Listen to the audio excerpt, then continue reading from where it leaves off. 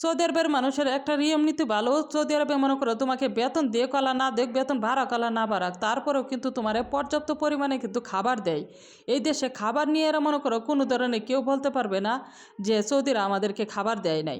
কারণ সৌদিরা যে পরিমাণে খাবার ফলায়, আমার মনে হয় যে এই খাবার দিয়ে দেয় বাংলাদেশের কয়েকটা পরিবার চলার কথা। এই যে দেখো আজকে যে আমার যে খাবারটা দিছে, এই খাবারটা আমার মনটা কয় না যে বাংলাদেশে বড় ধরনের অনুষ্ঠান করলেও এই একটা মানুষকে এতটুকু মাংস দিয়ে এরা খাবার দেয়। আর এই সৌদি আরবে একটা কাজের লোকেরে দেখো কি পরিমাণে খাবার দিয়ে থাকে। আর এই সৌদি আরবের মানুষে মনে করো যে পরিমাণে খাবার খায় সারা বিশ্বের মধ্যে রেকর্ড করা মনে করো।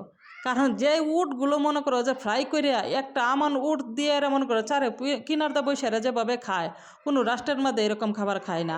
সৌদিরা একটা থালির মধ্যে একটা আমান উট কিংবা দুম্বা দিয়ে এরিয়া তারপরে মনে করো ছোটোখাটো অনুষ্ঠান করলেও কোনো আমান দুম্বা কিংবা আমান উট ছাড়া কোনো অনুষ্ঠানই করে না।